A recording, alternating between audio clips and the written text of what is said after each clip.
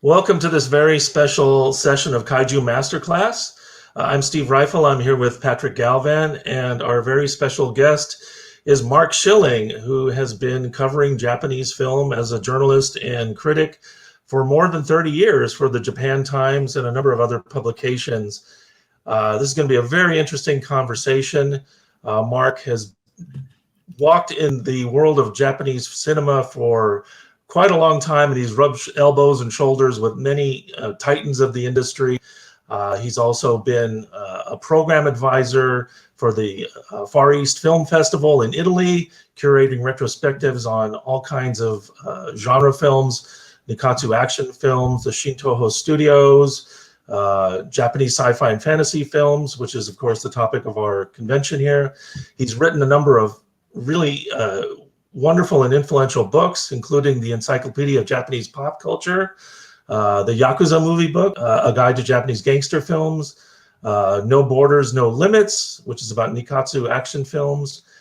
His most recent book is Art, Cult, and Commerce, Japanese Cinema Since 2000, which was published just recently in 2019. He also wrote a book titled Contemporary Japanese Film, which came out earlier. These books are rich with material, reviews, interviews, history. Then they're all, I believe, available on Amazon.com. And he's also steeped in the world of sumo. He's been a sumo commentator for television. Welcome, Mark. We're really pleased and fortunate to have you here. Yeah, I'm glad to be here. Thank you for the invitation. Sure. Patrick, you want to kick it off? Sure. So, Mark, I think it'd be appropriate to start off with your background. So, how did you first come to Japan, and how did you become a professional writer about films in Japan? I came to Japan in 1975 by the invitation of Sony. You know, they had language schools all over the country at that time. And I was hired to teach in Kichijoji, which is a suburb of Tokyo. It's a long story of how I got that job, but I was in that school for 5 years, probably about 4 years too long. And then I started teaching at universities and, one high school. So what brought me to Japan was a teaching job. And how did you start writing about films professionally in Japan? The film connection. I was, a film buff, going way back, and never thought I could write about it. Really, it was like something that Pauline Kael was doing for the New Yorker. It wasn't something that I could do, I thought. But I started writing for a publication called the Japan Times Weekly, which is a kind of sister publication of the Japan Times. Starting about 1986, 87. And the editor at that time wanted to start doing film reviews. So she said, can anyone, she just sent out this like general call, saying, can anyone write about films that are subtitled? And I was the only one that replied. I said, yeah, I'd love to do it. So I started writing, about films from Asia, from South America, from Europe, anything but Japanese films. And then a good friend of mine, actually my mentor, this gentleman who got me into writing about sumo, was also writing about films for the Japan Times at that time. And he decided, one day, I've had it. I don't like the new editor. I'm out of here. So I had lunch with him that day, and he said, Mark, you've got to go over and make your pitch to the editor. A woman that I actually knew at that time through another connection. And I said, great, I'll do it. So I went over that afternoon and made my plea. And she said, okay, I'll give you a trial. So I was, kind of on trial for a month or so, with a couple other writers. I don't remember the exact number, but anyway, she decided to go with me. And that was the start, back in July of 1989. And really briefly, you mentioned that you were a film buff. Did you have any pre-existent interest in Japanese cinema before you went to Japan? Oh, I did. Yeah, I was, going to attending the University of Michigan, back in the 60s. And, they had a film society, which I, went to like like every week. You know, I was just haunting the Film Society, and they had films by Kurosawa, by Ozu, and they just knocked me out. I thought, okay, Kurosawa is doing something that's familiar to me. You know, The Seven Samurai just struck me as like his version of like a John Ford Western, and I thought, okay, Japanese cinema, but what this guy is doing is new, but it's also familiar. And I thought no one else that I've seen, is doing it with that kind of power, that kind of genius. And I became interested in Kurosawa especially. And I thought when the chance came, God, I can go to the land of Kurosawa and actually live there. So, that was a big draw for me. Why do you want to come to Japan? Well, because Kurosawa happens to be working there. And one of the first things I did after arriving was see a film that he made in Russia, Dersu Sala, which was in Russian, no subtitles, no nothing. Well, I went to the theater. I have to see it, and I sat through the whole thing, not understanding a word of it. And then later, I saw it again, but that was one reason I wanted to come here. You arguably have walked in the footsteps, correct me if this isn't an accurate way to characterize it, of Donald Ritchie, who Right. was, and I believe arguably still is, the most influential writer on Japanese cinema, both in terms of the industrial side of it and the critical side of it. Right. And he was still working when you began this journey that you've been on. He was still actively writing. He was, even though he was getting up in years. And I understand that he had either befriended you, mentored you, and played some sort of part in your foundation as a movie critic. Is that accurate? Oh yeah, very, very much so, because I was writing, for the Japan Times, again, starting in 1989, kind of sending these reviews out into the void because, back then there was, of course, no internet, like, where do you get the comments? Where do you get the feedback? Donald Ritchie was really the first one, to send me a fan letter, saying I really enjoyed this review. And I thought, oh my God, like this guy is my hero, because even before I came to Japan, I was reading Donald Ritchie, a book he wrote, the Inland Sea, about his tours in that area of Japan. And one of the first things I did after coming here, I said, where's the first place I want to go outside of Tokyo?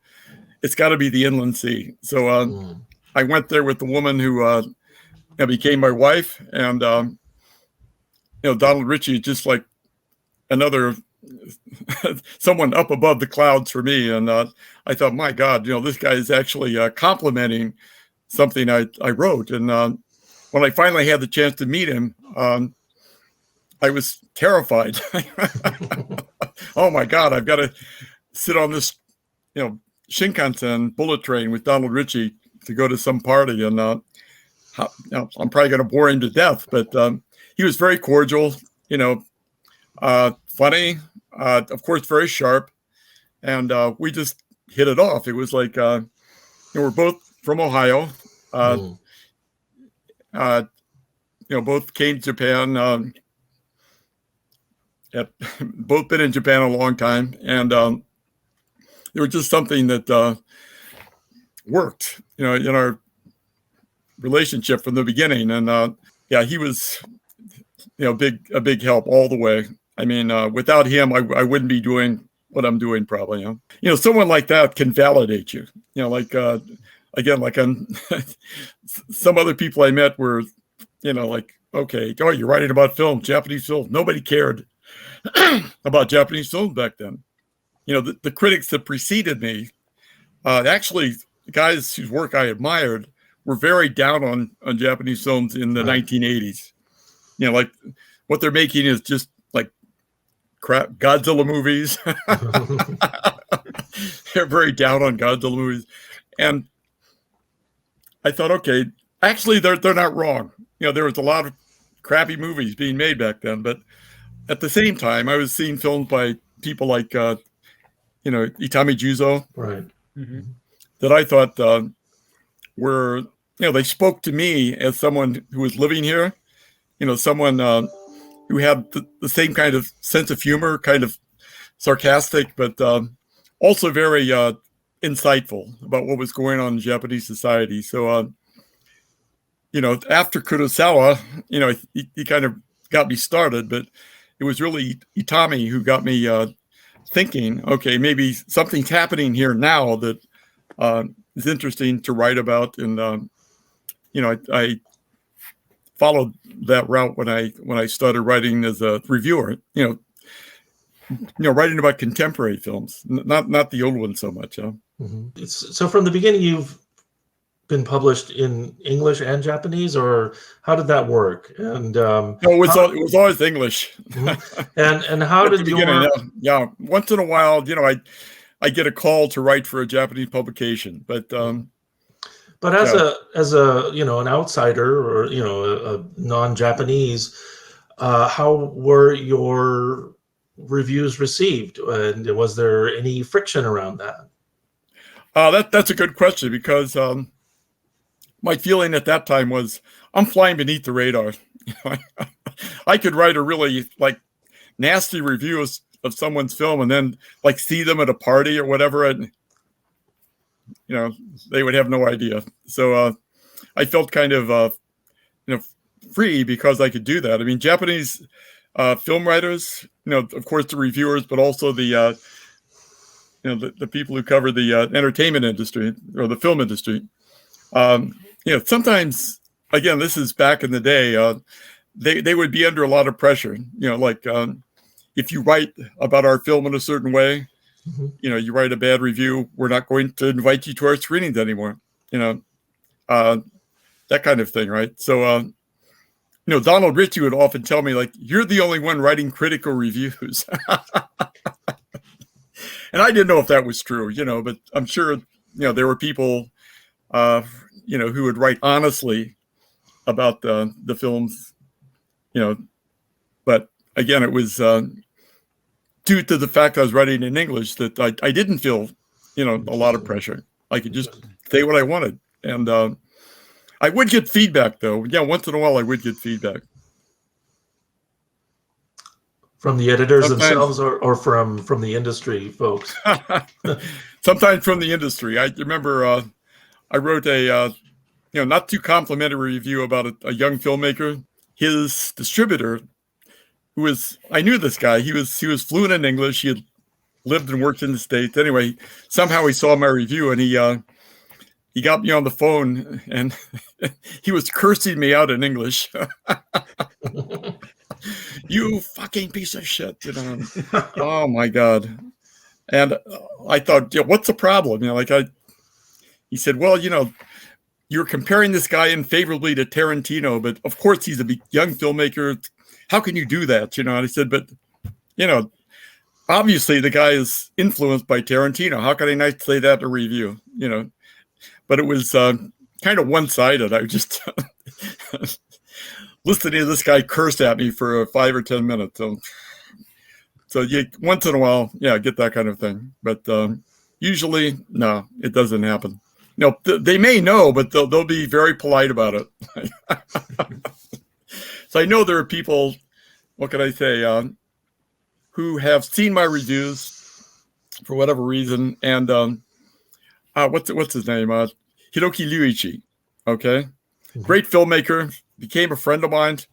But the first review I wrote about one of his films, 700 something runners. Okay. It was a film about high school, track athletes. And I wrote something about it for the Japan Times and, saying he spends too much time, his camera's so far back, you can't even tell what the characters are, you have no idea what they're actually expressing. It's all done with voiceover.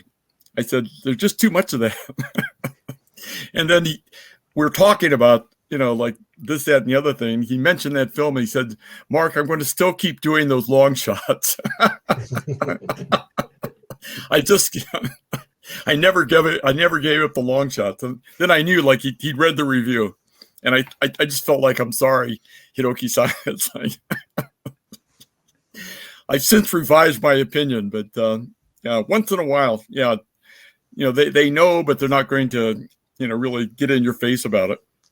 Do you have a philosophical or an approach in mind to review? I don't find when I read your reviews, whether it's online, reviews that you're doing recently or things that you've compiled in books, I don't get the sense that you have this axe to grind, that you're there to tear people down. I feel like you're more of a champion of Japanese film, and that you're looking for the new masters, the next generation of, especially in the area of drama. Yeah. Well, yeah, I think that's accurate. I mean, I had a choice a long time. I'm writing once a week for the Japan Times. I'm not doing what Roger Ebert used to do, which is like write about every Hollywood film that comes out. Of course, you're going to see a lot of garbage. He wrote an entire book like, I hate this film, right? I'm writing once a week. So I may have, 5 or 6 or, more films to choose from. And for me, it makes more sense to go with the ones that I think people might enjoy, that I might enjoy seeing, right?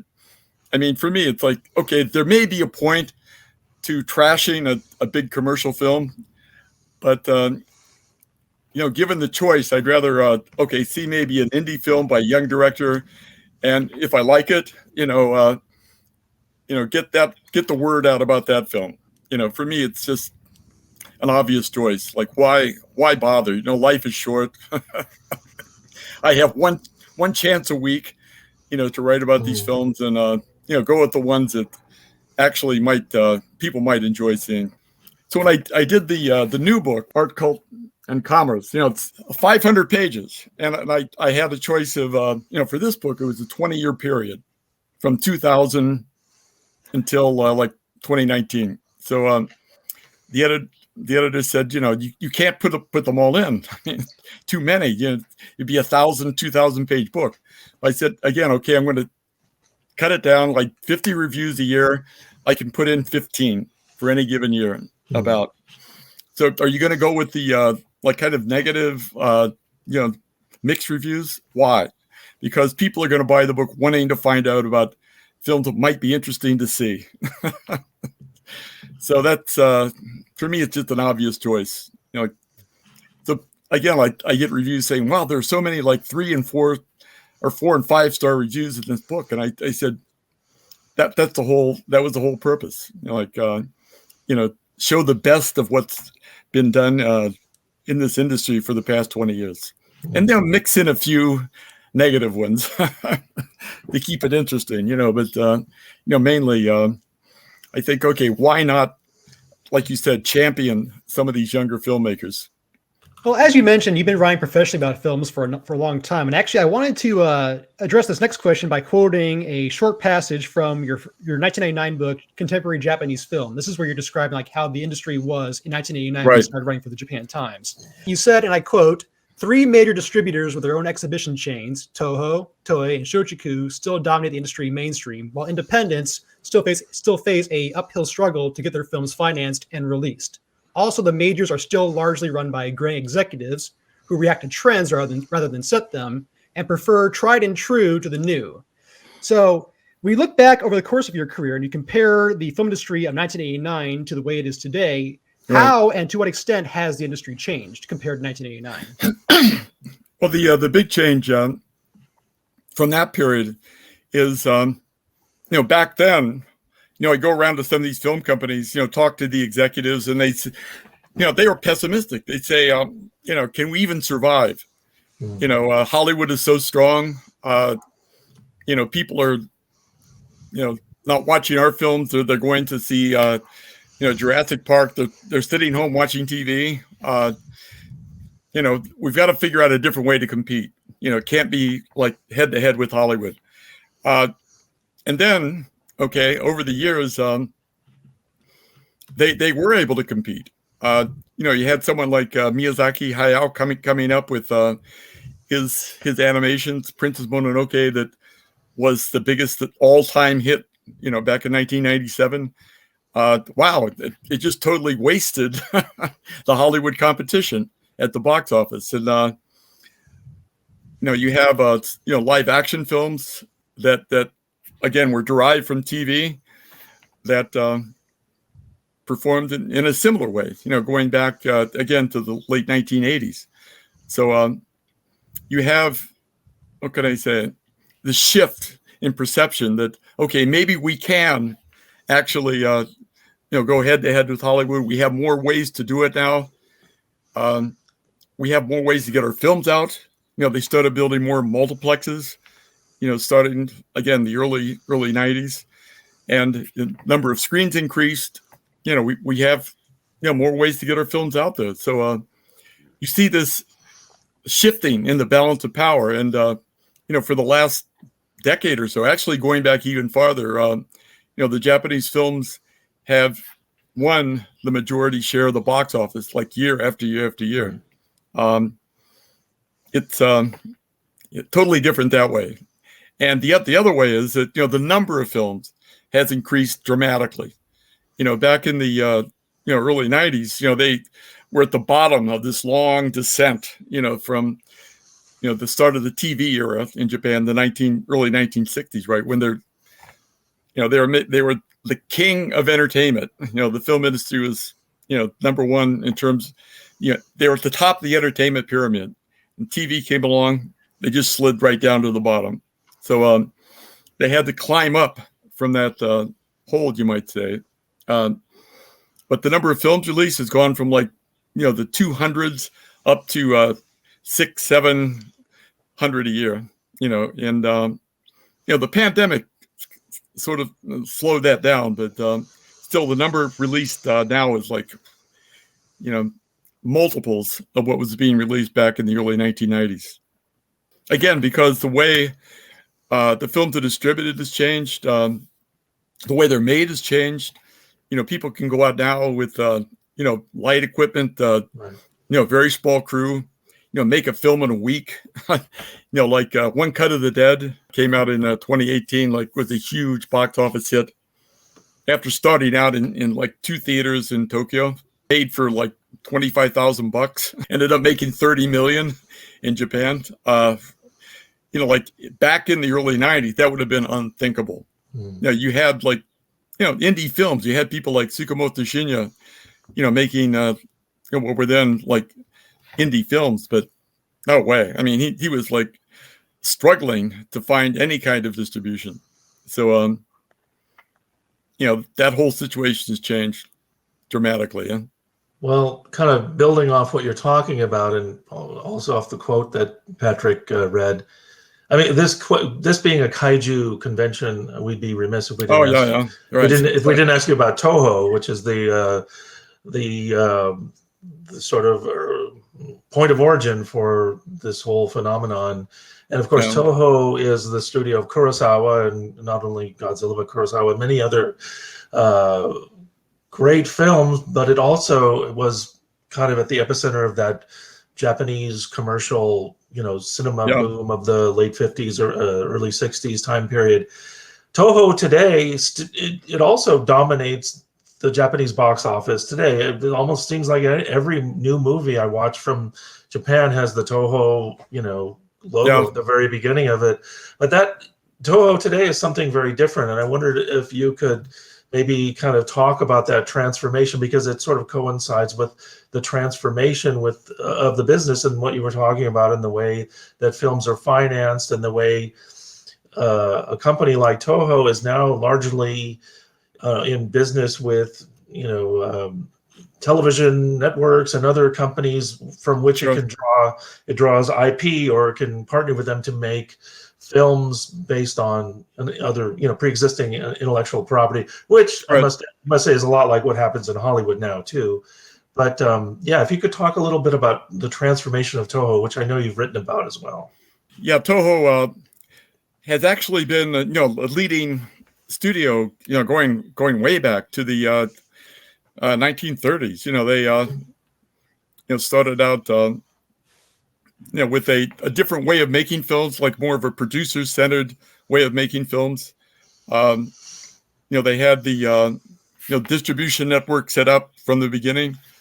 So they started off strong and they stayed strong, and they had a lot of competition, back in the golden age of Japanese cinema. But when things started going downhill, they were hit hard just like everybody else. It was okay, goodbye Kurosawa. Like we can't make your films there anymore. Like they had to reinvent themselves, like every other film company back then. So I think the way they ended up doing it was okay, we have our network of our distribution network, the theaters. We're a vertically integrated company, but we don't want to make the films ourselves anymore.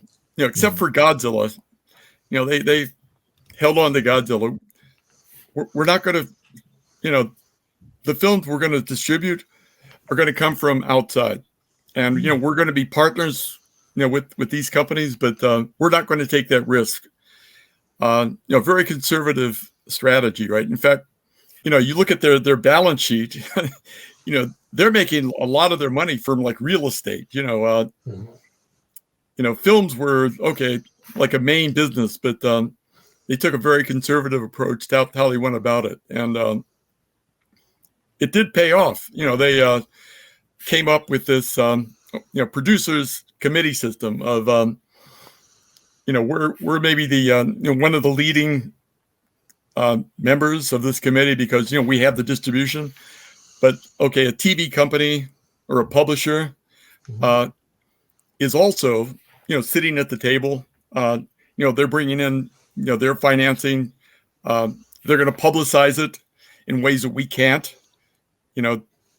So it made sense. Like okay, we get the property, we get a a manga, we get a well, in the case of Ghibli, okay, we have the they're making the product, we bring it in, distribute it, but we're not taking all of the risk. And by doing that, they were able to generate these huge hits. One of the key films is Antarctica.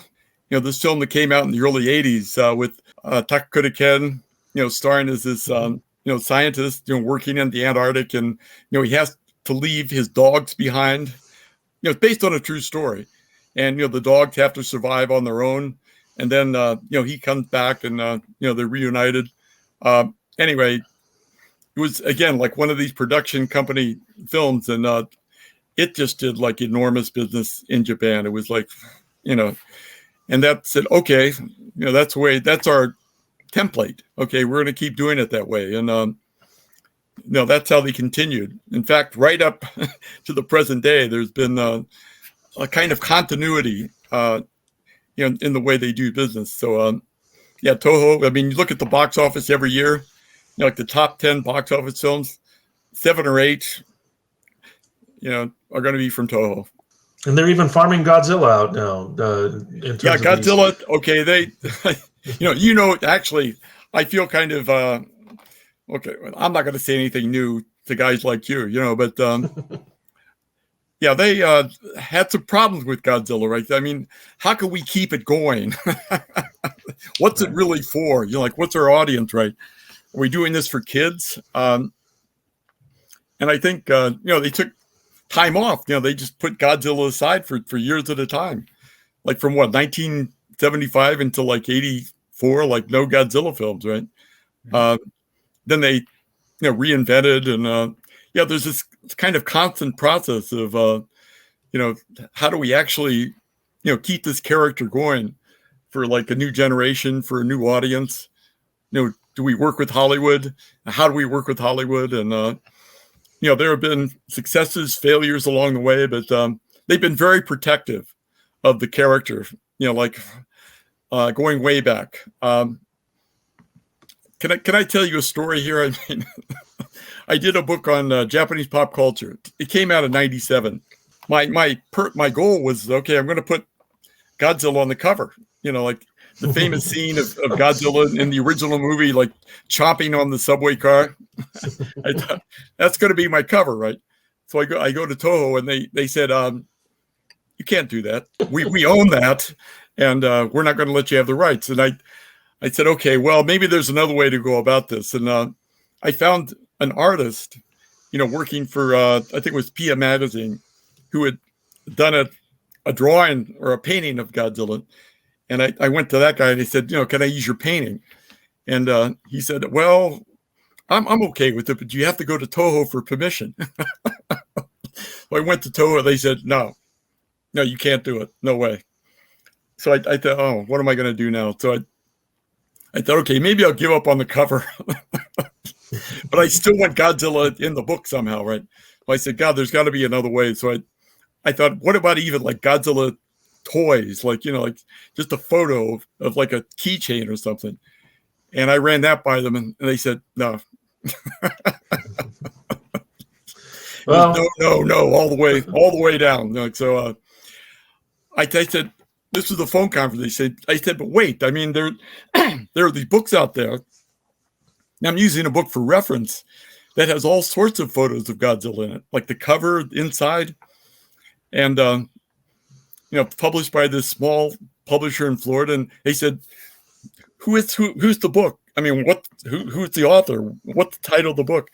And then I realized, okay, I'm getting this guy into trouble.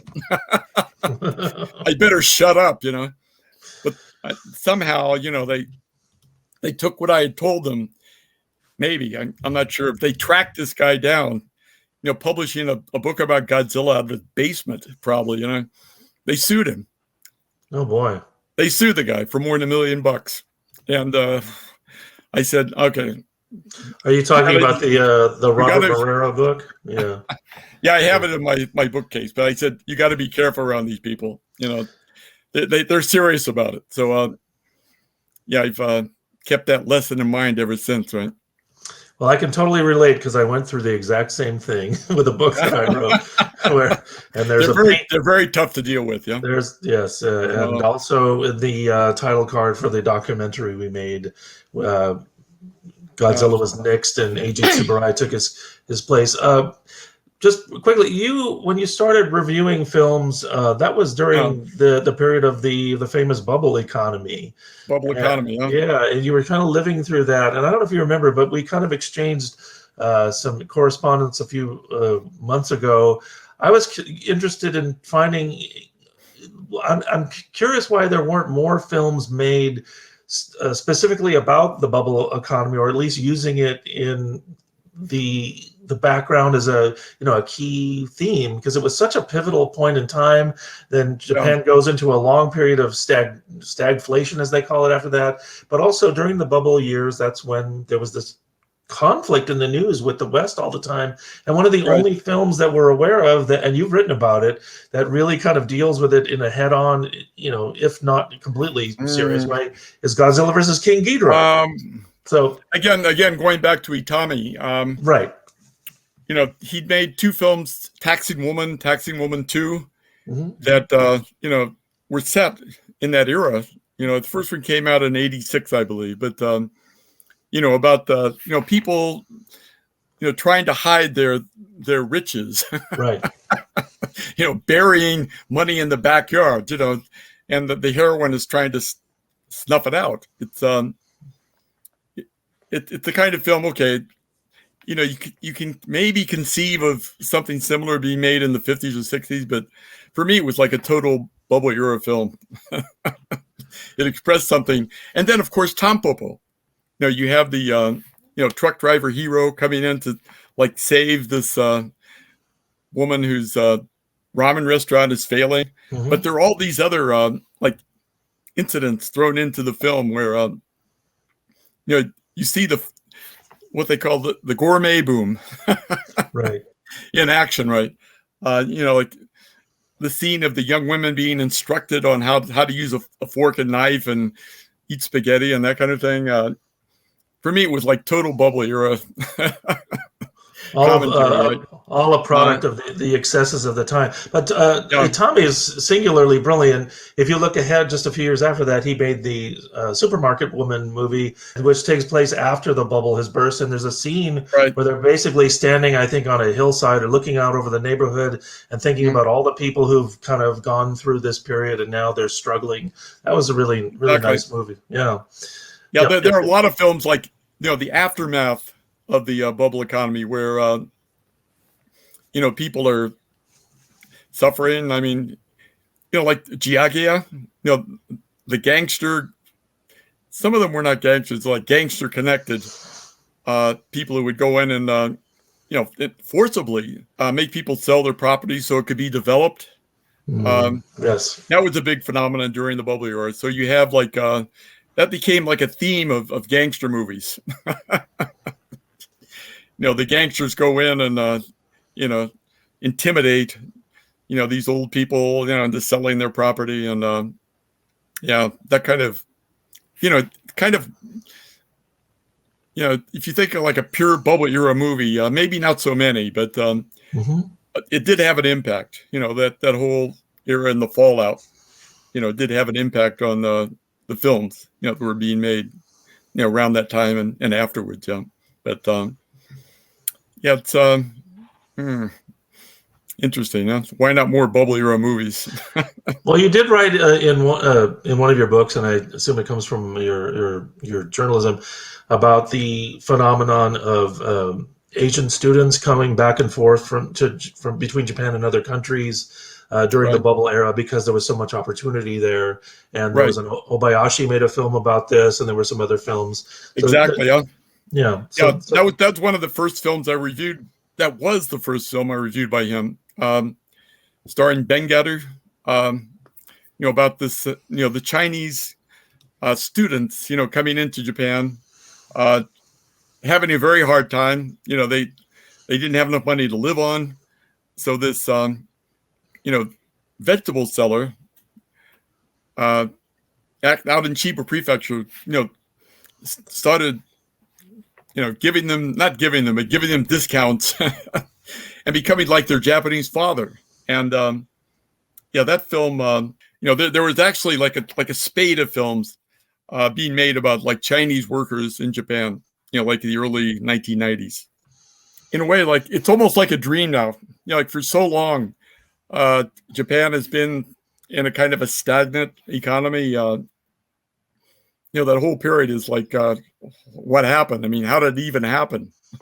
Like everybody invested in the stock market, buying up properties, and suddenly the bubble popped, and whoa, it all went right down the tubes. Well, as Steve mentioned, there was a film made during that time called Godzilla versus King Ghidorah, which was, basically sort of like, encapsulating that East versus West time of the big, bubble economy era in Japan, buying up international properties. And it was, and we interviewed the director for that film for Kaiju Masterclass as well, Kazuki Omori. But it's kind of, but going off that tangent. So you talked a little bit about like, how Toho's kind of like, wrestled with like how they market Godzilla. Is Godzilla for kids? Is Godzilla for adults? Is it for mainstream? Is it for a niche? So that said, in this contemporary age where we've had Shin Godzilla and we've had a trilogy of animated Shin films, Godzilla, right. We've had a trilogy of animated films. We've had an anime that premiered on Netflix and television in Japan. So that said, from your perspective, how is Godzilla perceived today in Japan in 2021? Is Godzilla still a niche? Is he becoming a little bit more mainstream because of Shin Godzilla? How is Godzilla perceived these days? In a way, the way Shin Godzilla was perceived here is different than with the way it was perceived abroad by, some people, who are Godzilla experts, including some that I know. Yeah, in Japan, it was like universally praised. It was like, maybe there were some negative comments out there, but you look at the general flow of talk about the film, from the audience and from critics. It was like, wow, this is like the greatest Godzilla film. And I was thinking, okay, I understand that. It took a very different approach. In a way, I thought it was very experimental. You had Anno, writing the script. It was like a telephone book, about 100 characters with speaking parts and, just talking at a machine gun pace, throughout the whole thing. And, of course that's a stylistic factor, right? But, the content, Godzilla, of course, invades and they have to deal with it, like every other Godzilla film. But I thought, the way they went about it was different. And as been said many times, one of the themes was the triple disaster of 2011, the earthquake, tsunami, and nuclear meltdown at the Fukushima plant. All that, was expressed in the story. And Anno has said that, that was, one of my intentions.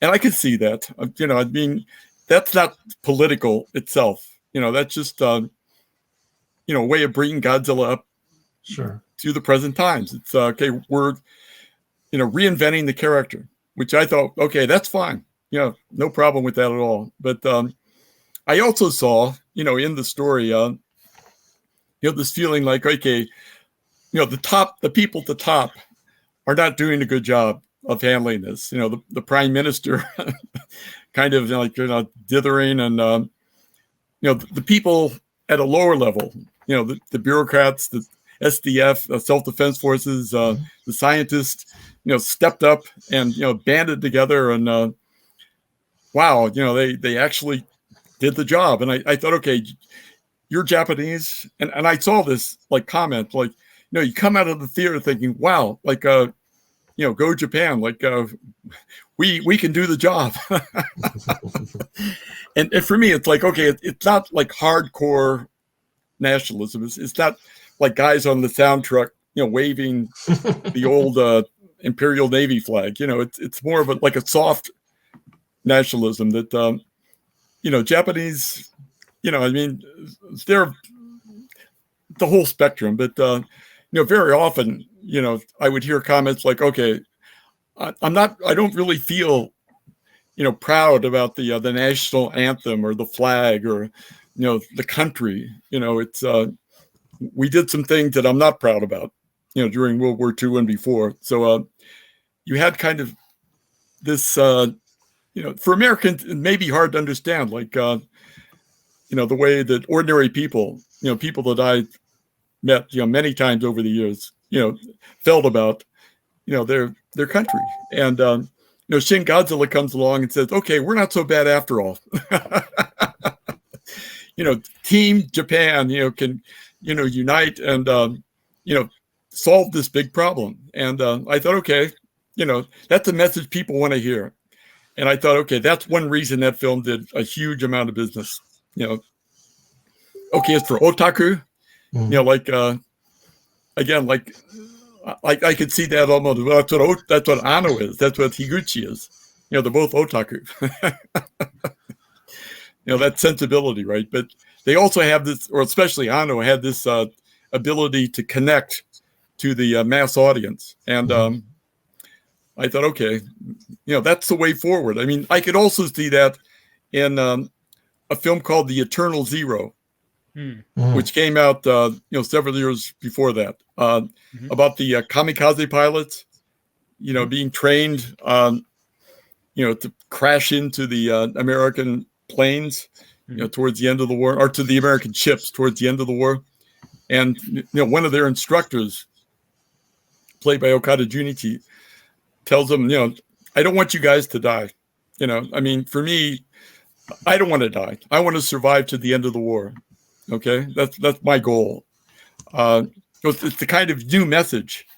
But at the end, he does. At the end of the film, he gets into the plane. You don't know exactly what his motives are, but bang. He's at the end of the plane. He dies. At the end of the film, he dies for the country, and it was a huge hit.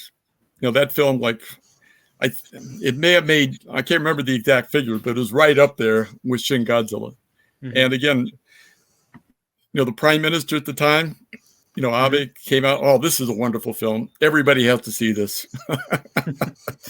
And for me, it had a totally again, like not like hardcore nationalism. You know, in a way, it's like anti-war, and but you know, the feeling is okay. We Japanese have this, you know, purity of intent, and you know, we're going to do what we feel we have to do, you know, to protect our country.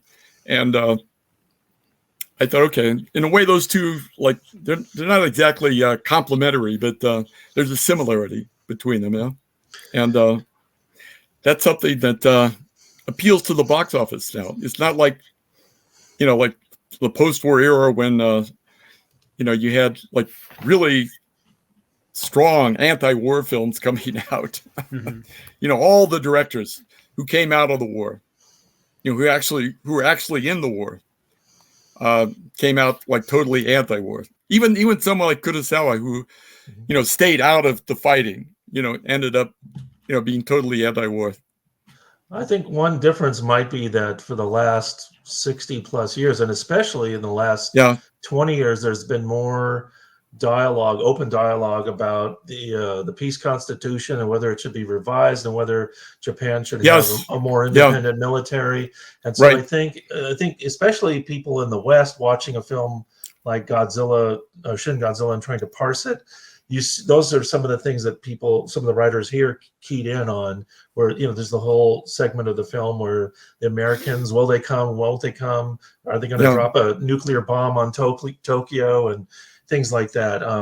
Definitely, like you're saying, that some of the rhetoric in the film really sounds a lot like the soft nationalism that Abe has preached. Yeah, it's an interesting movie because there's so many different things going on. It satirizes the bureaucratic, you know, deadlock and gridlock. People at the top, It's you know, it actually plays off of the disaster response at 3/11. It talks about the Article 9. There's a lot of different things going on. But yeah, it was interesting how some of the Western writers, even in major publications, keyed in on this, you know, nationalism aspect of it, whereas in Japan it was, you know, accepted in a much different way.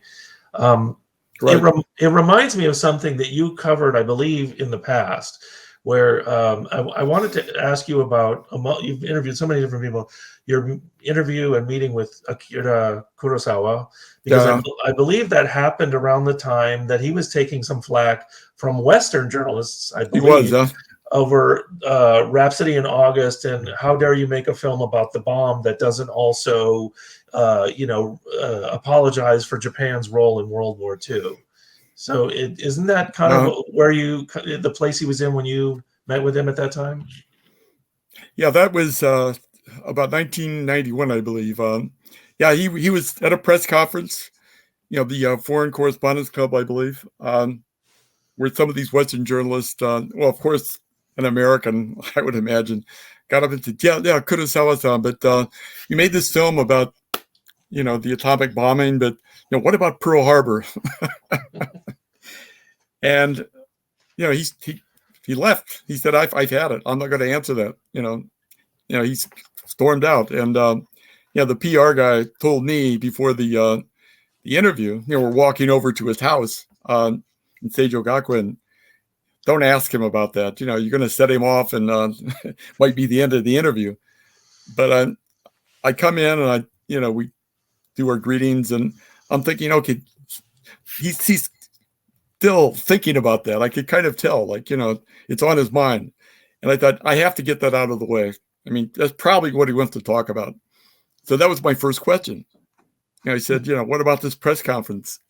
And he said, yeah, they didn't understand what I was really trying to do. And yeah, he just went on and on about that for about 15 minutes.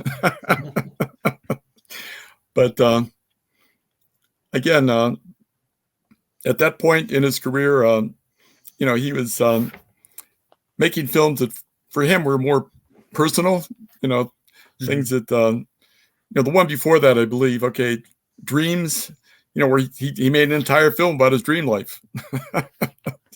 So yeah, he comes to a Rhapsody in August and yeah, he wanted to make a statement about war.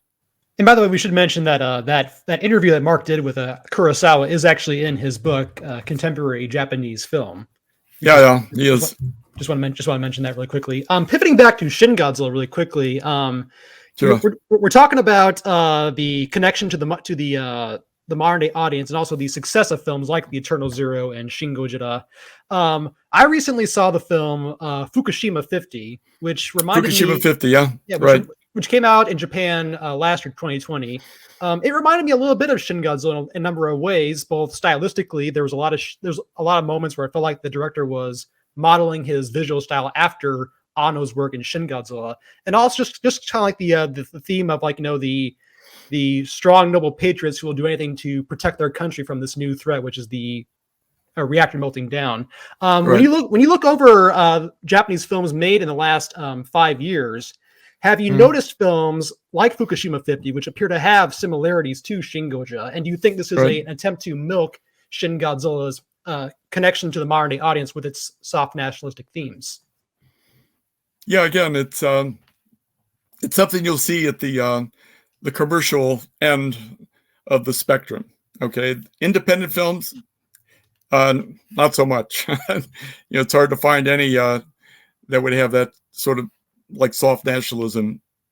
But yeah, again, like Fukushima 50, I interviewed the guy who wrote the book it was based on, journalist, who did like more than 100 interviews with people who were actually on the site when, the reactor was melting down. And I read the book,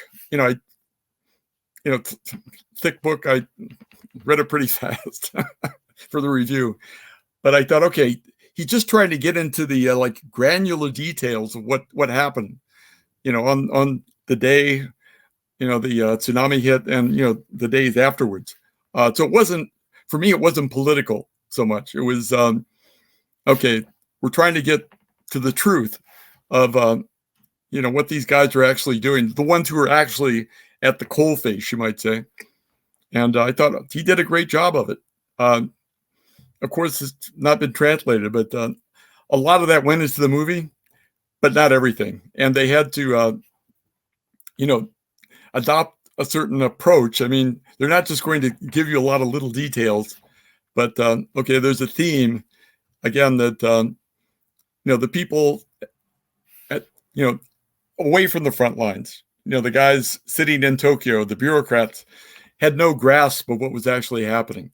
Mm-hmm. So, the guy who was in charge of the, the effort to shut down the reactor, the hero, was based on a real guy. Okay. He actually died a couple of years after that of cancer, but it was not related to the meltdown, they said. But, the one who was like under him, played by Sato Koichi, was an invented character. Okay. He was kind of a composite character. And, that those scenes were, fictionalized, right? So, there's a mix of fiction and reality in that film. But again, I thought, like you say, it did resemble Shin Godzilla, and this critique of, the people at the top, and this celebration of like, okay, ordinary Japanese, the guys who actually went in there with wrenches to loosen these bolts, risking their lives, which actually happened. Okay, celebrate that. I mean, it's something, okay, you can say it's like soft nationalism, but what can you say? For a commercial film, I thought, how can it not work? It's got to connect with the audience. And it did. It was even at the height of the pandemic really kicked in about the time that film was released, but it still, made, a lot of money. So we've talked about some pretty notable directors that have been active during your lifetime. I want to talk about a director that you championed for many, many decades, and who unfortunately is no longer with us, and who never quite got the level of prestige outside of Japan that I think he was really worthy of. That is the director Junichi Kawa, who made films like Dying at a Hospital, yes. Company Story, and various other wonderful, wonderful movies. Why do you feel so strongly about Junichi Kawa? Oh, well, again, this goes way back when I started reviewing. To be frank, my knowledge of, what I knew some directors, but I was kind of feeling my way into what people were doing at that time. And Ichikawa was a total discovery for me. I just went in, he made a film, to die at a hospital, was the one that really knocked me out. It was almost like a documentary where he took his camera in. It was based on a factual book by a doctor, treating cancer patients. He took his camera in. Instead of like zooming in for the close-up and showing people crying and being emotional, he drew back, and he never moved in. Telling these stories about 4 or 5 cancer patients who were being treated at the same hospital, and what happens in the course of that, and of course they don't make it. It's not going to be, a film with a happy ending. And I thought, okay, that could be totally depressing, but it wasn't, because, between those scenes of, the patients in the hospital, he had these vignettes of, people celebrating life, going out, having a picnic with their family, enjoying nature, all of these like kind of everyday things that, we take for granted.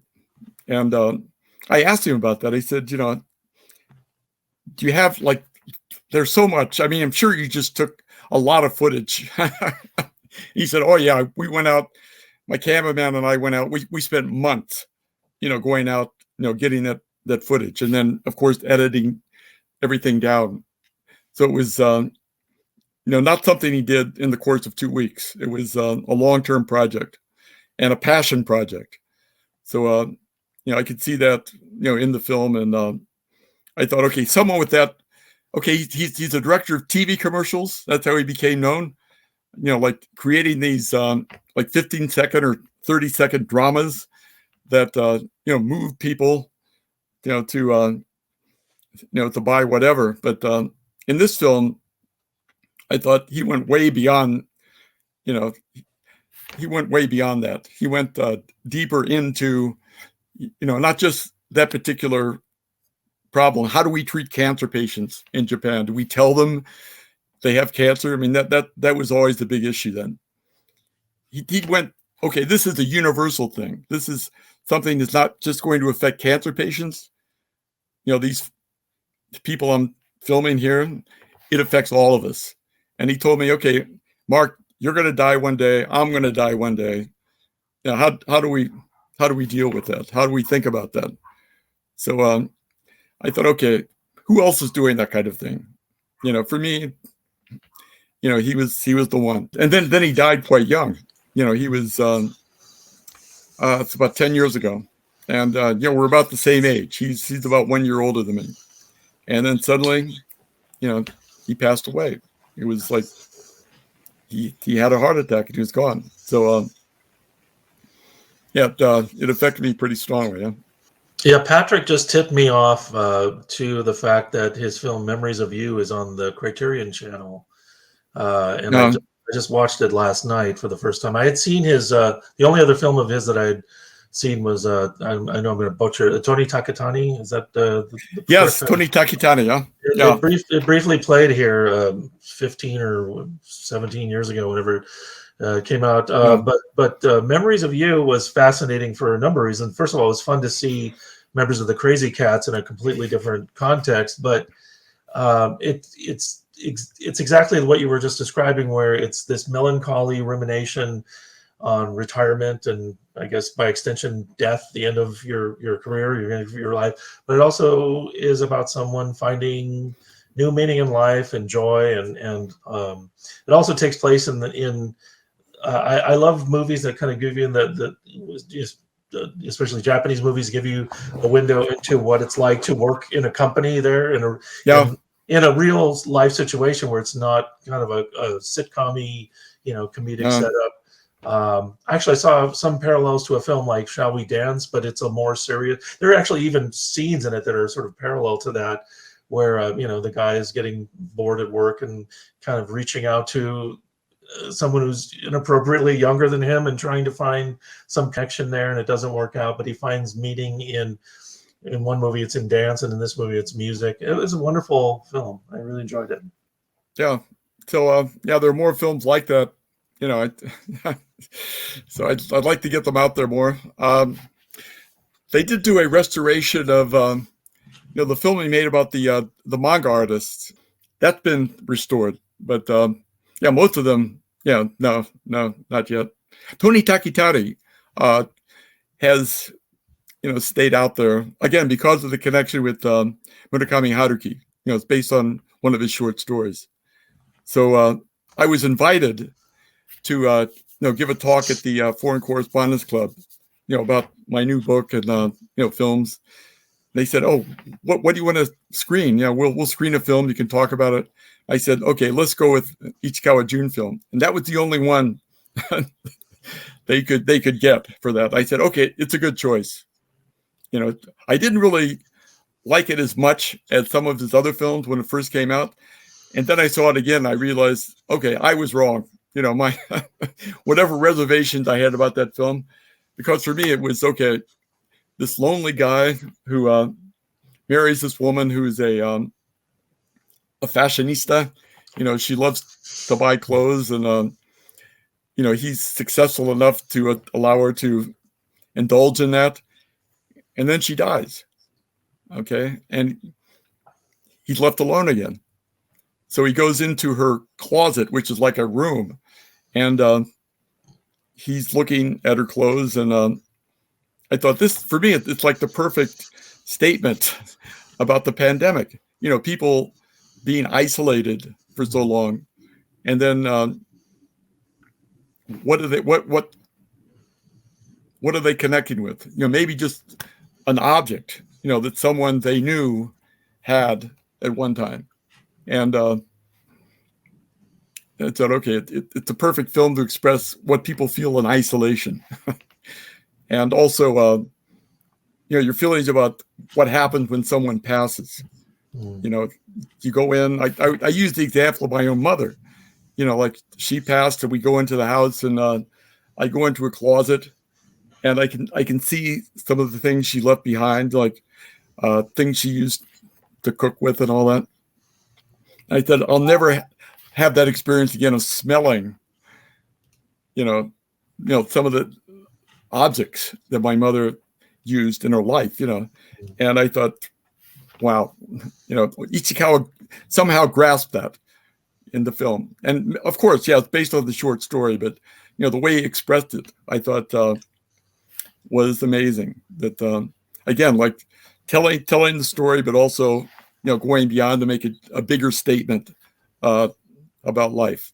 I just want to rewind a little bit. Okay. Because I think it's fascinating that you forged this career in the world of Japanese media, which is kind of Right. A closed shop, so to speak.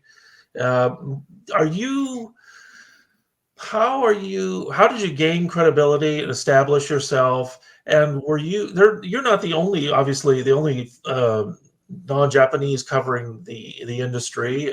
There were Right. people over there, from the various trades covering, either there for, to cover a film festival and do Sure. a short hit, or people stationed. There were correspondents there. There was a fellow named James Bailey who I've corresponded with. I don't know if you're familiar with him. I think he was there roughly the same time you were, and did fine work as well. But what was it like being, I don't know if the fish out of the water is the right term, but having to navigate this system and not only learn how to write about Japanese films and do it so well, but to learn the ins and outs of the studios and the businesses and the other Yeah. journalists. Yeah. Wow. That again, that takes me back because when I started with Screen International, back in 1990, I had no connections whatsoever. Nothing. The guy who was there before me, left the publication to start a rival magazine with some other people, right? So he gave me no context, nothing. I had zero. I had to start, and at the beginning it was very tough. I call up studios and try to get information about their upcoming films. And they say, okay, come on in. I had to make trips into the city to, the Toho headquarters just to pick up a pamphlet or a couple pamphlets about their upcoming films. They wouldn't tell me over the phone. He said, okay, come in. But that gave me a chance, to give them my name card, make a little conversation, just get the ball rolling, just to get my name known out there. So it was a very slow process. Like I could tell you stories about, just getting very basic information, like the box office. Who's number one, number two at the box office this week. You just couldn't go online and get that. No way. I mean, you'd have to contact the company. There was a service that was, providing this kind of information, but with subscription. And the magazine would not pay for it. It was like for the industry. So you're paying like, maybe hundreds of dollars a year for this information. They said, no, we're not going to do that. So I had to find another way. And I went to Sony. I had a connection with Sony, and I managed to get hold of a guy who, was getting that information from the service. He said, okay, yeah, I'll send it to you like every week. And Tanaka-san, and I'd call him up to remind him once in a while, and he'd go on vacation. I've talked to somebody, oh, Tanaka-san's not here. And I'd say, I need that top 10 list. He said, well, I don't know where it is. And oh my God, like, just like pulling teeth sometimes to get some very basic information. At one point they decide, okay, we need all the production information. Now, what films are they making over there? What's going to be coming into the theaters in the coming months? I said, oh my God, like, how am I going to get that? So I had to call like some of these companies, like, okay, what are you making? Like, again, trying to find out kind of surreptitiously, get some source of information, but it's very difficult. I spent like days, putting some of these, but that gave me like a Rolodex. I started collecting phone numbers, started, going to the companies, handing out my Meishi. So it's like over a period of years, I accumulated like hundreds of contacts. And again, it was just like being assigned, story after story after story. Saying, how do I do this? I got to make a phone call. I got to set up an appointment. I got to go down there and talk to the guy. That's the only way I can do it. No internet. They're not going to answer my questions by fax. So it's a lot of legwork. Yeah. A lot of legwork. So, and also going to the, not the film festivals so much back then as the markets. They had a market in LA every year. AFM, yes. The American Film Market, right? Right. So they would assign me to go to the American Film Market. And I'd say, okay, who are the Japanese companies? And I'd go to every booth, and spend time with these guys, go out to lunch with them, get to know them. And then come back to Tokyo, call, oh, Mark, okay, great. Yeah, we'll get, what do you want to know? Come on in, we'll talk. So it was, different approaches. But basically back then it had to be face-to-face. It had to be, that's the way things were done in Japan. Actually still done in many cases, but it made a big difference. Like you make the connection, the guy remembers who you are, and then after that, it goes a lot smoother. Were the other journalists or film critics, journalists, were they hostile to you in any way, or how did that go? Actually, okay, at that point, okay, there was Screen International, but also Hollywood Reporter and Variety. Okay, so those publications had people in Tokyo too. But my rival, or one of them at that time, was a guy named Bill Hersey, who was he'd been in Japan forever. He'd established like 1 million contacts. The guy was, he wrote a society column for a local publication. He went to every embassy party. And he had all these, he knew everybody in Hollywood. Like, they come to Japan, Sylvester Stallone, Liza Minnelli, like he meets him, he takes him to his club, and he's getting all this great information, I'm sure, but they came to me, Bill is getting on in years, he's going to give it up. And they said, Mark, can you take over from Bill? And I said, no way.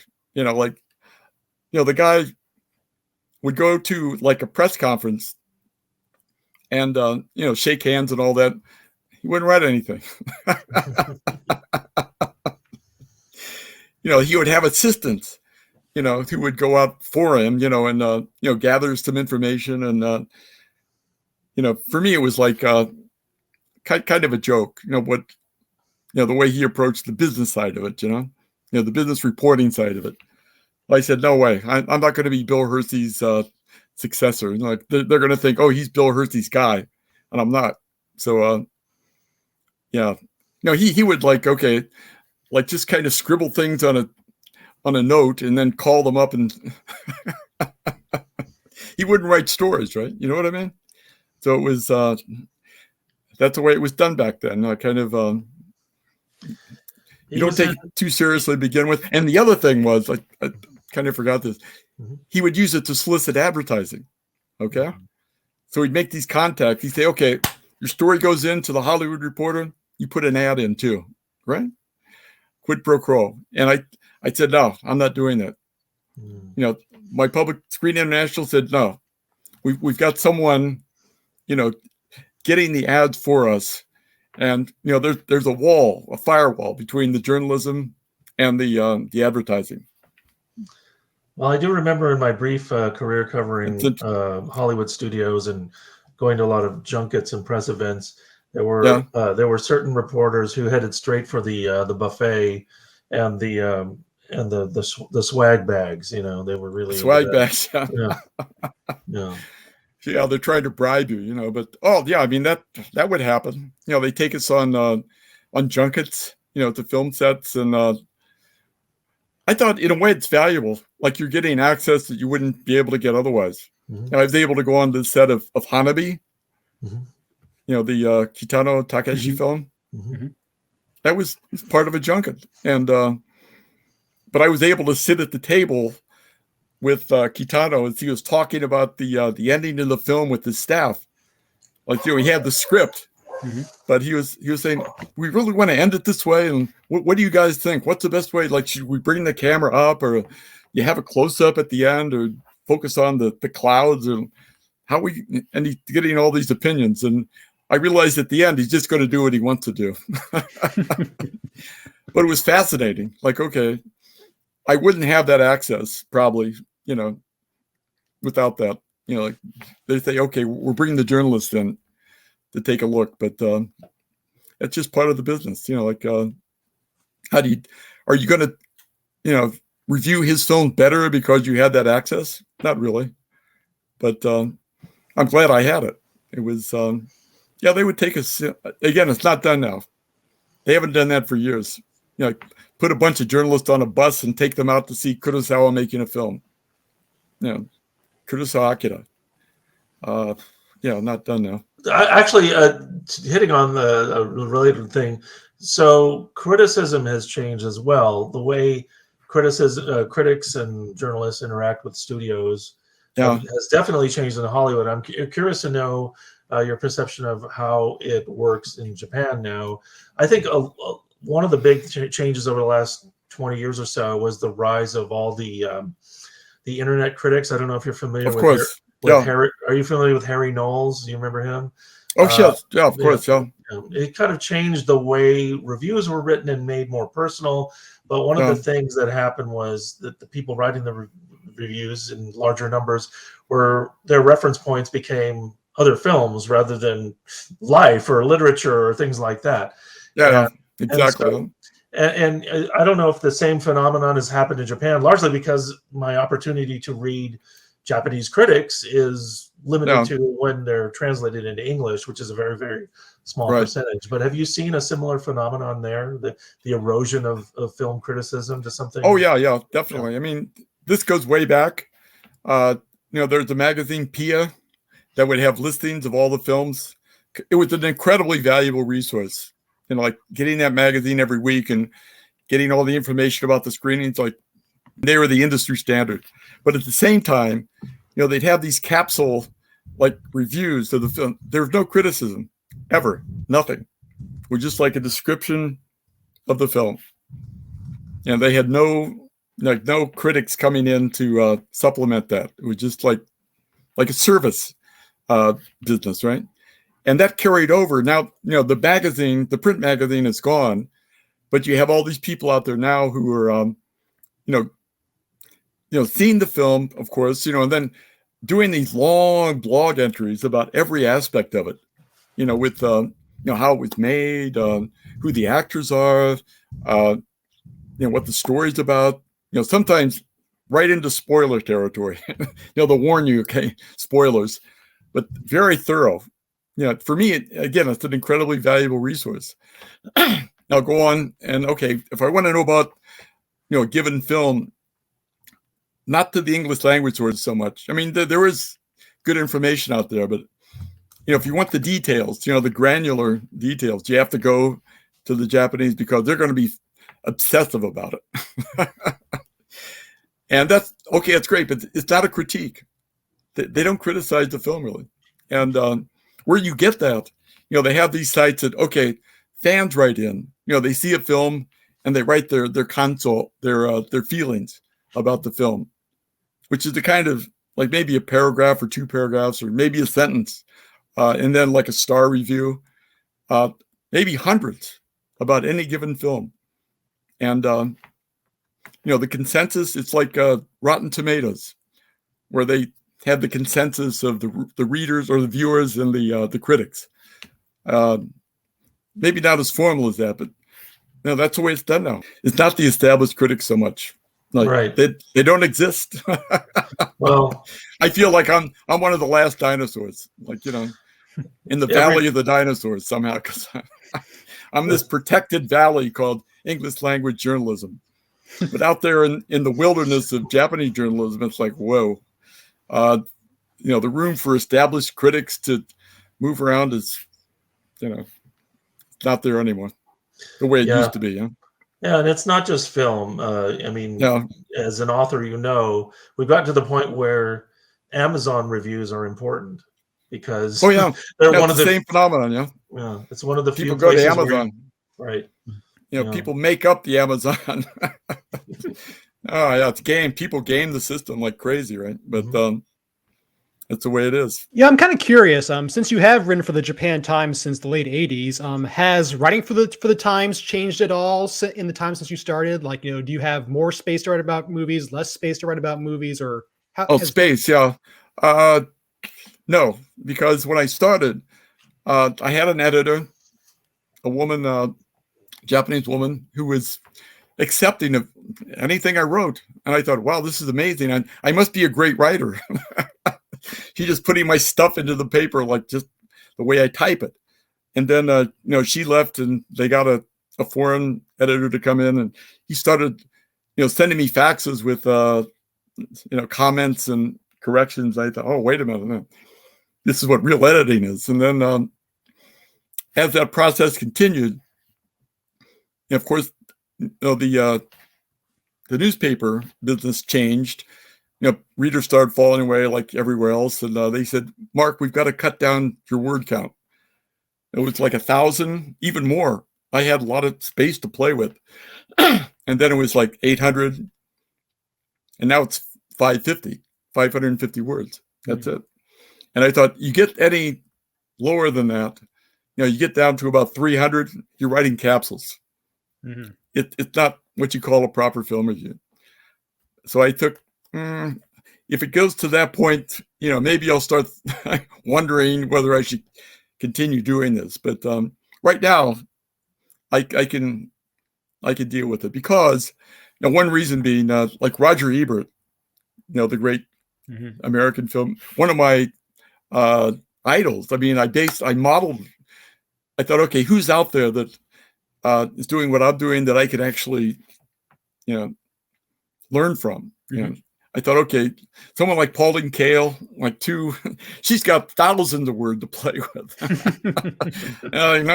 Page after page after page in the New Yorker. Roger Ebert, no, like about 500, 550 words. He's in there, he's out of there. Mm-hmm. And what he was saying was, okay, he makes a point in an entertaining, informative way.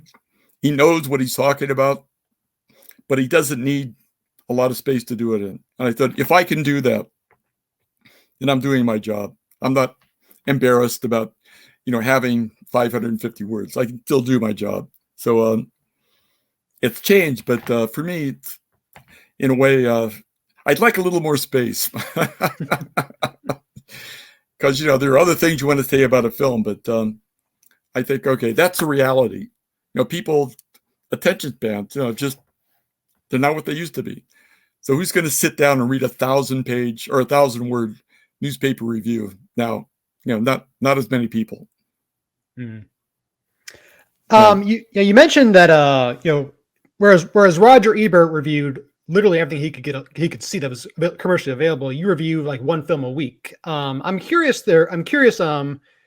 How do you select the films that you're going to review? And and also part two of this question, has there ever been a film that you skipped over, then saw later and said, oh, wait, I wish I'd reviewed that film for the Times. That was a great movie. I should have given it some promotion. Yeah.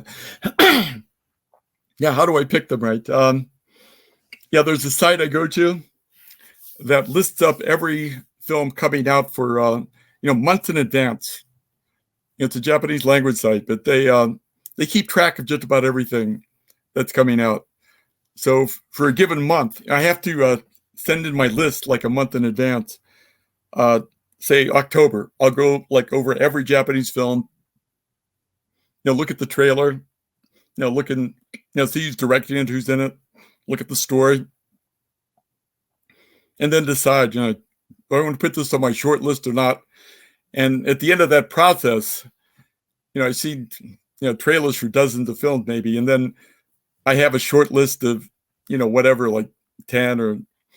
Then I'll say, okay, do I really want to see this? Like maybe not, the story's not really attractive to me or whatever, and then get that down to, 4 or 5 films for the month. That's it. That's all I can do. So again, like I was saying earlier, it comes down to, do I think it's interesting enough for me to sit through this and write about it? Mm-hmm. In a good way or a bad way. It could be, filmed by a well-known director. I look at the trailer, I think, maybe he's not he's not up to standard this time, but still, okay, it's worth doing because I know people are going to be interested in this, right? Mm-hmm. And of course, there are times when I make a pick and then I realize later, wait a minute, I missed one. Okay. Yeah, that's happened more than once. But we have another reviewer now, James Hadfield, who's also quite good. And, he's together, we managed to cover pretty much all the films that I think really need to be covered, right? So if I miss it, he picks it up. Or sometimes vice versa, right? He misses it, I pick it up, right? But, there have been cases where, I think, oh my God, I either like totally got the film wrong or I just, for whatever reason, I just missed it, whatever. It's like the biggest example of that for me would be a film like Battle Royale. It came out in 2000, right? Mm-hmm. And I was like one of the first to review it in English. I don't know if anyone else reviewed it in English back then, but I saw the film. I had young kids at that time. And I thought, it's about kids killing kids. And, the whole Columbine thing, these 2 teenagers that went into that school in Colorado and mm-hmm. shot up their classmates, that really disturbed me. Mm-hmm. And I saw the film and I thought, they're exploiting this, for whatever, however, maybe it's the author of the original novel, but it bothered me. So I wasn't complimentary in my review. And I look back on it now. I had other chances to see the film, and I thought there's something in there, that I didn't catch the first time. Okay. My perception was kind of clouded by all these other things that were going on. So I thought it's a groundbreaking film. I mean, as you know, I mean, it inspired all these spin-offs and imitators, and Squid Game, I don't think would have been possible without Battle Royale. Okay. Right. The Hunger Games. Right. Probably wouldn't have been possible without Battle Royale. So it just struck this. Sometimes, like, a film will, what can I say? You say it and you react to it in a negative way, and in a way it shows the film is working. It gets a reaction from you, okay? And you can see it again and change your opinion. But sometimes I'll see a film and, like, I'm walking out of the theater, I think I'm forgetting it. It made no impression on me. Not really. I go back. Can I write about it? I better be quick. I better write it today, because in a week I'll just totally forget it. But a film like Battle Royale, no, it's going to stay with you. So, you learn something in that process. Like, Pauline Kael was a great reviewer, but she would never go back and see a film again. Right. And I thought, maybe that's her way. It's not my way. For me, it's better. I think I grow and learn as a reviewer if I go back and see some of these films again. So I've done that many times. Mark, you brought up Squid Game, and which is a phenomenon here on in streaming. It seems like South Korea is experiencing this prolonged pop culture moment. Things like Squid Game, BTS is huge. At the Academy Awards, we have South Korean actors and directors winning Oscars. And I've, from friends who work and live in Japan who are connected to the film industry one way or another, I've heard comments like, Korea wants to be the new Japan. And it certainly seems like they're experiencing something maybe even greater on a global scale, similar to what Japanese content has experienced in the past. I just wonder if within the Japanese industry, there's a consciousness of this, or a concern, or a rivalry, or any kind of feeling about it whatsoever. I think there is. Yeah, definitely. They are thinking, because the chances for actually making real money in the international market have grown so much, especially China. Okay, China's a difficult market, right? But some of the Japanese films have gone in there and made much more than they made in Japan. So how could they not be conscious of that? It's something they're thinking about, and also the possibility of getting these films on streaming, Netflix. They're thinking more about that, and not just the companies, but also the individual filmmakers, right? They're thinking, okay, Japan is a good market. For a lot of films, it's enough. We're going to make our money back just in Japan, but there's something bigger out there. And the Korean film industry has proven that again and again. The Japanese are aware, like, my God, these Korean films are cleaning up, abroad, and the remakes are cleaning up abroad. What are we doing? So I think that there is an awareness. It's just that, the Japanese film market is like 5 times bigger than the Korean film market, right? So, you make a film for, $10 million, $20 million US. How are you going to recoup? Okay, if it works in Japan, you're going to get your money back. No problem. You don't have to sell it to the States or England or whatever. For a commercial film like Toho, okay, Japanese market, great. We're going to, we have a business, just in Japan. But for an individual filmmaker, I've talked to, like, for example, Koreeda or Kurosawa, will tell me, I have a film that, does okay business in Japan. In France, it could be released on 50 screens and make more than the Japanese release. So of course I'm going to be conscious of that. Like, okay, well, not making films for the French market, but thinking, okay, whatever film I make, I'm not limited to Japan. So you see, again, people like Koreeda, Kurosawa going abroad now to make films, and in Koreeda's case, actually going to make films with French actors, right? Again, thinking, okay, I have the backing from France. I'm going to get the release in France. So what? Okay, in Japan it may not work as well, but still, it's going to work in France. So why not do it? That kind of international thinking, right, is a lot more common than it used to be. And he's currently making a film in South Korea now. Oh yeah. The connection with Korea goes way back. They were thinking, okay, even 20 years ago, okay, we put a Korean actor in our film, or we set the film in Korea. We're going to have that market. It doesn't always work out, because Koreans, to be honest, are not all, some of them are, but the big market is not that interested in Japanese content. Live action. Anime is a different story, right? But some of these films they think are going to work in Korea, they get a very small release, or they don't get released. So, depends, right? But they have to keep at it. I think it's totally logical. You have this big market right next door, and culturally, it's not it's not so different. Okay, culturally, the Koreans are like the cousins of the Japanese, so it's much easier to work with them in some ways than to go abroad. You're in New Zealand or Australia somewhere where everything's like 180 degrees different. Mm-hmm. So, I think it's going to continue. There's no way it can continue.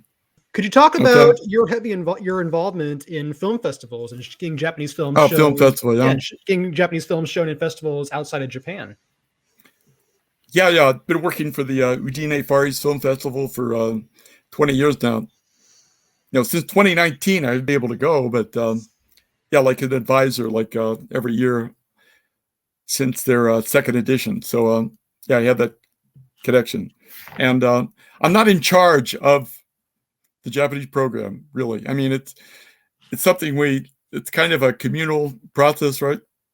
But I definitely have a big say-so in what they do and what they don't do. So, over the years, I've tried to find films or find like sections that'll work for them, work for their audience. And, I think we've been pretty successful with that.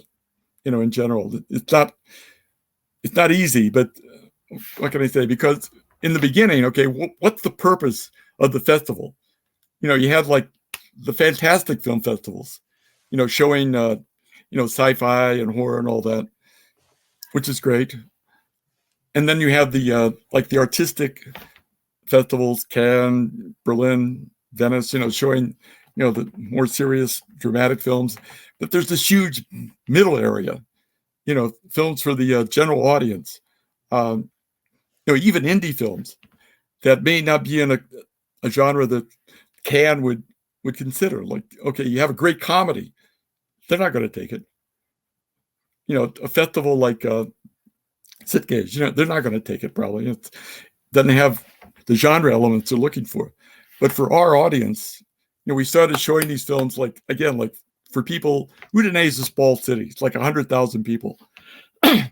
So we had to think, okay, can we get other people to come in and see these? Had a big theater to fill up, an opera house, more than 1,000 seats. So we started drawing people from all over Italy, from journalists from all over Europe, even from abroad, and thinking of that bigger audience, and that's been our formula. Not the extremes, but the middle, which sounds like, okay, you're like a middle brow film festival. We're also looking for, my feeling is it's got to be good. Just because it's a box office hit in Japan it doesn't mean too much to someone in Udine. It can be, we show One Cut of the Dead, film made for $2,500 or $25,000. No known actors, director unknown. It doesn't matter. It's going to do better. We got like the #2 audience award for that film. People were standing up and applauding for 5 minutes. And I thought it just proves the point. Like, okay, the box office, like what Japanese consider major films aren't necessarily going to work for us. The ones they consider minor, a film that might play in Japan for a week in one theater, or just might love it. So, and it might be better. It's going to be better. So why not go for that? So for me, it's not looking at, the box office numbers and, what's popular in Japan, who's the big star in Japan. Mm-hmm. For our audience, it's pretty irrelevant. So, sometimes, you have big stars coming in. Okay, we've had that happen where, somebody big in Japan, like as a pop star, what was Kaminari Kazuya, who came in for a film called It's Me, It's Me, back 2013, I think. Oh my God, the guy had fans all over the world. We had people flying in from Hong Kong, lining up at 6 a.m. to catch a glimpse of this guy on stage at night. So it's case by case. You have to really, for me, it's like, okay, what film is going to work? And sometimes these other factors play into it. They'll offer us a big film. We'll bring our star in. Okay. But for me, it's got to be, the quality is the main thing. It doesn't matter the box office, anything else, secondary. Well, we appreciate the fact that a couple of years ago at Udine, you did help showcase Japanese science fiction and fantasy films. Yeah. Oh yeah. From the Golden. That was my idea. Yeah. That was a big deal. Oh I had to pitch that. Yeah. I was just going to say I briefly flirted with the idea of buying a ticket and flying to Italy if I could, but well, it's a wonderful experience. I mean, people who come as guests, they all love it, because we have like some of the best cuisine, some of the best wines, wonderful town. We treat them well, and of course the films. They're seeing films they could not see in their own countries. No way. And they're meeting people they could never meet ordinarily, right? So we've had people, like connecting with each other and then going back and making films, based on discussions they had in Udine. So, yeah, it works on different, more like a family environment where everybody gets together, to have dinner together and talk together. So it's not like some of these, like Cannes, where thousands of people are going in their own directions. It's smaller scale. The festival was online most recently, though. Did it? It is, yeah. Yeah. Last 2 editions online, but also physical. This year we had a physical component where, they're selling tickets to the, not the big theater they were using, the Opera House, but their own, like smaller theaters. I think they used 3 screens in that one complex, right? But again, just for mainly the local audience, nobody coming from abroad to speak of. Yeah. So yeah, it's a dilemma. Like, what's the role of film festivals now? If you can see these films online, why buy the ticket to go to Italy to see them? So we'll see how that shakes out. But I think there's got to be a role. There's got to be a role, because again, the person-to-person connection, you're not going to get online.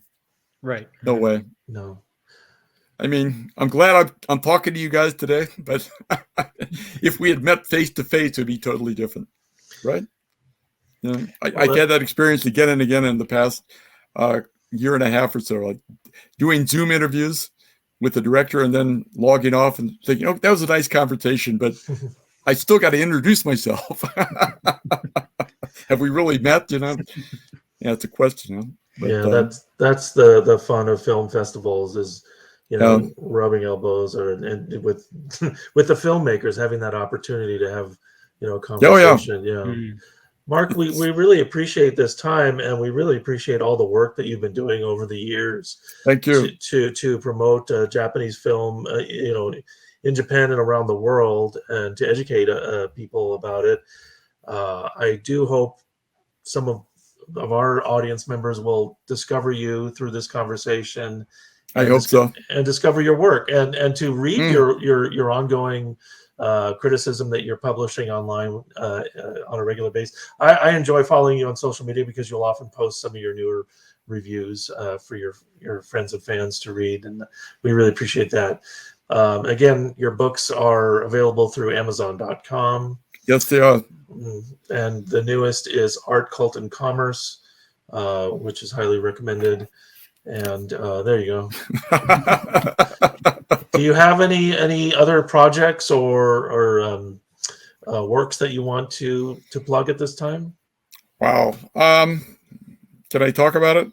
Yeah, I'm working on a film project. It's been greenlit.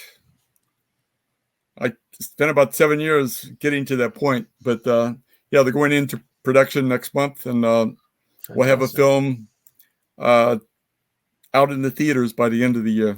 So I'm very happy about that. Is it biographical? What can you tell us about it? No, I'm sitting here wondering how much I can tell you about it. No, it's based on an original story that I wrote.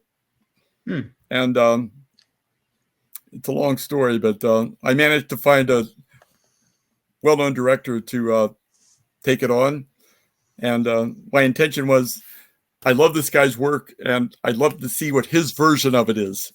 So I let him write the script, and you know, of course, the casting. I made suggestions, but I'm very happy with the casting. You know, we have like 2 actors I'm really crazy about, and you know, the companies involved I've worked with before, and we've worked with them in Udine, so I'm confident. You know, we're going to have something interesting, you know, coming out. But again, the details, I'm kind of reluctant because, you know, how it is in Japan. You don't want to get too ahead of, if they don't make the announcement, you know, maybe they won't like it if I do. You know what I mean? So I better just leave it at that for the moment.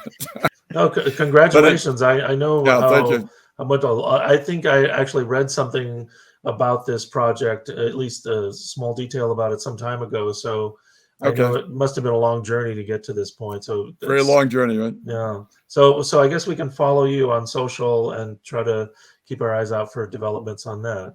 Okay, I'll let you know. Yeah, definitely. Yeah. Well, thank you so much, and you've been very generous with your time and your stories.